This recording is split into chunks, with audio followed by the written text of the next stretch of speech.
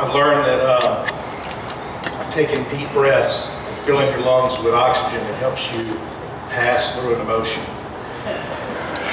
So I'm going to do that a little bit just for a moment. Randy called and asked if I would preach on Sunday. And I said, sure, hand me the ball, I'm your man. Give it here. I hung up the phone and I can't do this. No way, I can't do it. I can't get up in the white hot lights and talk in front of you. I just can't do it. So I went on and I went home and I told Missy, and she did one of those big smiles, which scared me to death. And I told her, I said, I can't do it. I can't do it. Maybe I'll speak on the book of Ruth. I know that pretty. I can't do that. I can't do it. And she smiled, didn't say anything. Went and got in the shower, and I'm sure she could hear me through the door. I can't do this. I can't do it. I got to call Randy. Randy can do it. And so I was walking past her, and I can't do it. I can't do this. And she stopped me, and she got about this far from me in my bubble. And she goes, no, you can't. And I arrested her because I cannot do it. So what we're going to talk about a little bit today is not the book of Ruth, because that was my head putting together a message that I wouldn't have to use my heart as much. I know that very well and I love that story. But what I'm going to talk about today is my heart. And I was telling my niece that the cork is real light and there's pressure behind that in my bottle of emotions. And it could pop off at any minute. And that's my fear. So I give this up and I give it to God, and hopefully that some things that are solid principles that I have really found as my foundation that I can share with you, and hopefully that God can speak to you through that. So this morning what we're going to look at is the book of Ephesians. And I love the way that God speaks through Paul. I love the way Paul talks. I love the way he speaks. It's so clear to me and concise.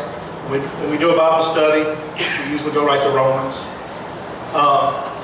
But Ephesians, really the first 3 chapters of Ephesians are about what the doctrine is, what the beliefs are, and how His love and His power and His grace became available for everyone, forever.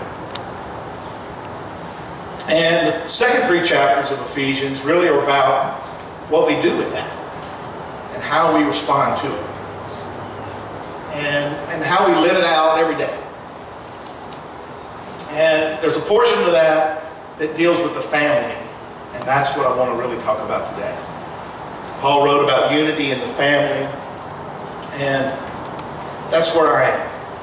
I'm very, very passionate about my family.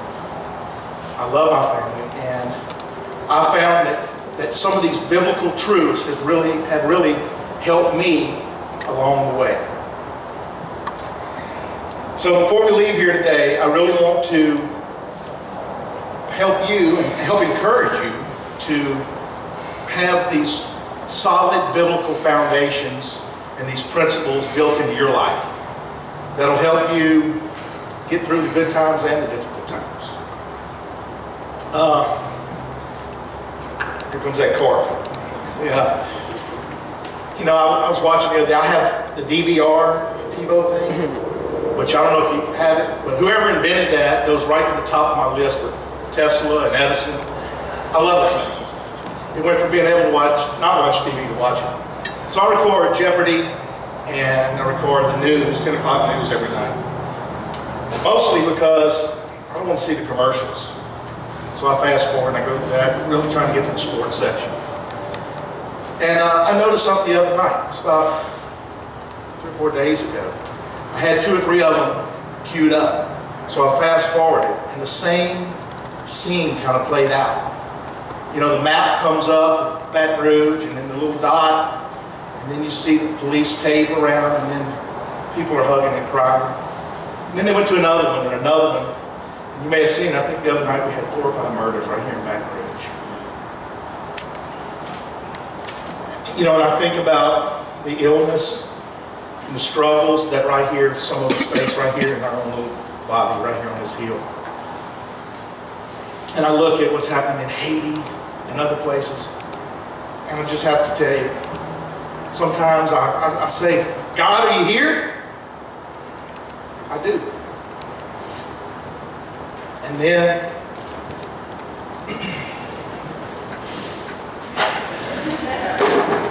a couple of weeks ago, I got to witness a baptism here of 3 people, 3 ladies in our church.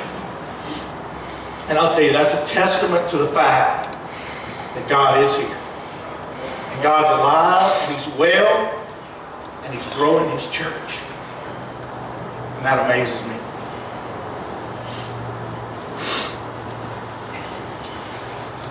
Let's look at Ephesians 4:23. Please, Mary. Thank you. Be completely humble and gentle. Be patient, bearing with one another in love. That's part of that application. That's part of what we do with it, how we respond to it. If you will, let's roll Ephesians 5:1-2 and look at that one as well. Be imitators of God, therefore as dearly loved children. Be imitators of God. Jesus was baptized. You know, I see books that are written, like 7 steps to be the perfect parent, 5 steps to be the perfect husband, 3 steps. You know, I wonder if one of them would write a book about how many steps it takes to write a book that's a lie. Because Jesus came because we're imperfect people. There's no manual, no how-to, no DVD, no book for dummies, which I have a bunch of those. We're imperfect people, and that's why He came.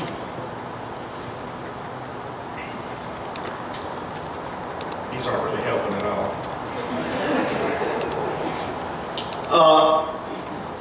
This week, preparing for this was amazing for me. I have friends and loved ones who are discouraged